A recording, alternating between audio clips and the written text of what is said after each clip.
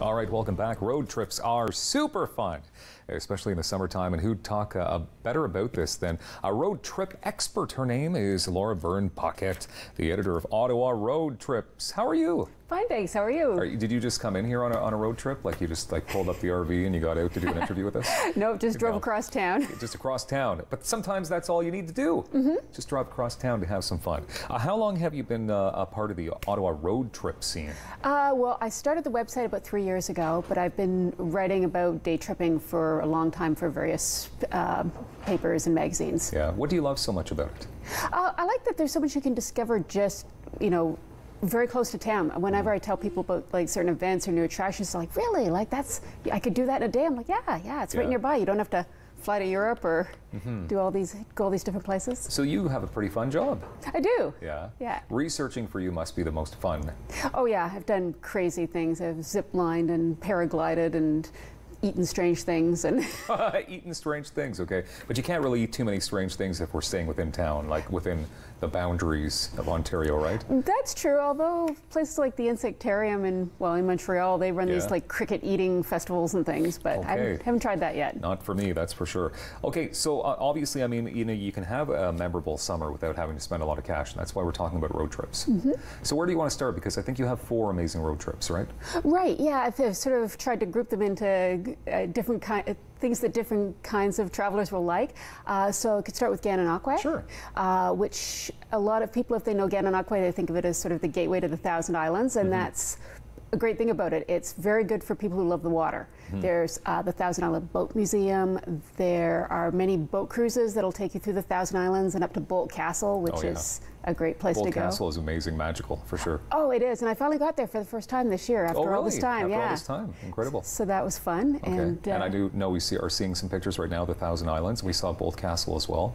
So how would you put together a package like this then to check it out? You could go to their, I think the site is like Thousand Islands Tourism. You could check with them.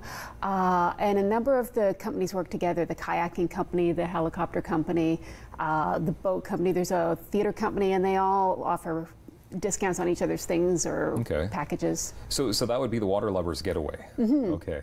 So how about a foodie getaway? Now we're not talking about chocolate crickets here, though, are we? No, tastier things. Yeah. For that, I'd recommend Kingston and Prince Edward County, which are quite close to each other, about half an hour, 45 minutes apart. In Prince Edward County, you've got something like 30 plus wineries. They have a food festival twice a year called Countylicious, where you get discounts on set menus at all their a number of restaurants. There's a cooking school at the Waringhouse Inn. There's cheese places, so it's great. And then in Kingston, they've got, I think it's either Ontario or Canada's oldest farmers market. They've got wonderful restaurants. Again, they've got some food festivals and that sort of thing. So that's a great place if you like food and wine. Who doesn't like food and wine, though, okay? Exactly. I mean, especially the food. I know nothing about eating way too much, especially in the summer months. Family getaway, because we want to keep it cost efficient, and you've got the kids, perhaps, they're out of school. You need to keep them entertained. Right. Give us some ideas here. Well, the one that really surprised me that I just went to a couple months ago, I'd been before, was Laval. Now, my husband grew up in Laval, and when I told him I was going there for a couple of days to research, family activities, he said, in Laval? He said, when I was there in the 70s, it was really quiet. In Quebec, right? Yeah, just outside of just north of Montreal. Yeah. But when I went and found out what all there was to do, he was like, wow, we got to go back. There's indoor surfing. There's indoor skydiving, which you can see we tried right there. Oh, that's cool, yeah. There's, what else? There's a rock climbing place. There's the Cosmodome, which is great if you've got someone in the family who likes space and astronauts and all that kind of stuff. And there's a little shuttle that will run you around to all these things. So you can park your car and take the kids around.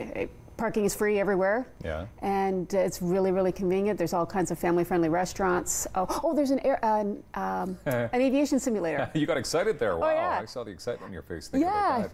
So Laval is a good place to bring the family, is what you're saying. Definitely. Okay. And I love the final one on your list because it looks like we're taking a road trip to my hometown. Oh yeah, where are you from? Well, I'm from Vankleek, Ontario. Oh, perfect. So you're talking about Prescott Russell. What can we find there? Well, they've got this brand new attraction this year called Pop Silos, which is artwork on silos throughout. Right now, I think there's 5 of them between Embrun and Vankleek Hill. Yes. And yeah, you can see them celebrating there on the launch with one of the silos behind them. I saw one this weekend at Wilmette Farms in Vankleek-Hill. I don't know if we have a picture of that one, but I mean, it's definitely worth checking out in Vankleek-Hill. For sure, and I mean in Vankleek-Hill as well, you've got Beau's Brewery. Of course. Where they serve food on the weekends. In Vankleek-Hill there's also a winery, which I didn't know till I went out there recently. Yeah. And there's a cycling trail that runs through much of Prescott Russell. I think it's kind of undiscovered. I think a lot of people don't know it. I really think it is too, and I know that Vankleek-Hill, having grown up there, they call it the gingerbread capital of the world. People always talk about, do you have a lot of gingerbread men there? No, it's because of the style of their homes. It's really pretty. Very Victorian sort of looking homes, right? But I do caution people to stay off my lawn. Okay, in case they're my parents. That's a joke. I can hang out with my parents, bed and breakfast. So that sounds like a lot of fun. So if we go to your website then, ottawaroadtrips.com, do you have an extensive list of all of the amazing road trips that you've got planned out? I do. The main thing I do every week is usually on Tuesdays, Wednesdays, I post a list of things to see and do this weekend. So there's that. There's an events calendar, and there's features on different places around the region. I generally try to keep it within about 3 hours of Ottawa, but sometimes I go a bit further afield, Toronto, Quebec City, New York. That's fun. Do you have more big plans ahead for summer yourself personally? I've got 2 trips, little trips coming up, one to Tremblant and one to Lanark County in the next couple weeks. Oh, that's fun. And of course, we'll read all about it on ottawaroadtrips.com. Great. Thank you very much, Laura Byrne Paquet, for being here today. Thanks for having me. Thank you. And coming up in moments, how about this? We got the Capital Rib Fest coming, and we got some amazing ribs on the show next. Don't go anywhere.